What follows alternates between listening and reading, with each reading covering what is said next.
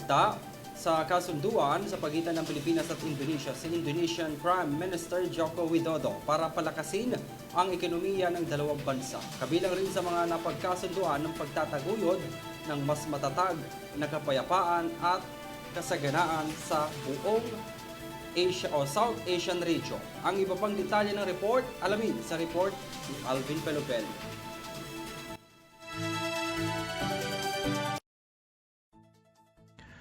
Lumagda sa panibagong Memorandum of Understanding ang Pilipinas at ang Indonesia kasabay ng pagbisita ni Indonesian Prime Minister Joko Widodo sa Pilipinas. Sa opisyal na state visit ni Widodo, bumisita ito sa Malacanang Palace kung saan lumagda sila ni Pangulong Ferdinand Marcos Jr. para sa pagpapatibay ng kooperasyon ng dalawang bansa sa sektor ng renewable energy, pagtataguyod ng ekonomiya, infrastructure development at iba pang industrial development.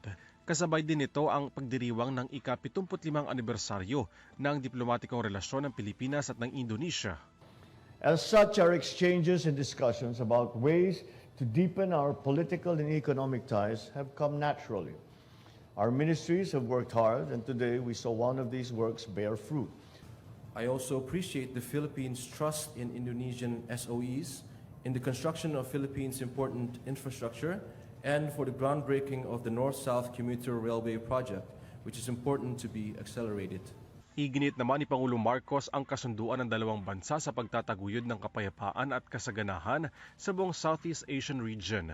Pinuri din ni Marcos ang matibay na liderato ni Widodo sa Indonesia upang mapanatili ang matagal ng ugnayan ng Pilipinas at ng naturang bansa. Korean culture have fostered deeper and more comprehensive engagements at various levels, spanning defense and security, maritime operations, trade and investment, tourism, people-to-people exchanges, amongst many others, and I might add, a strengthening government-to-government relationship.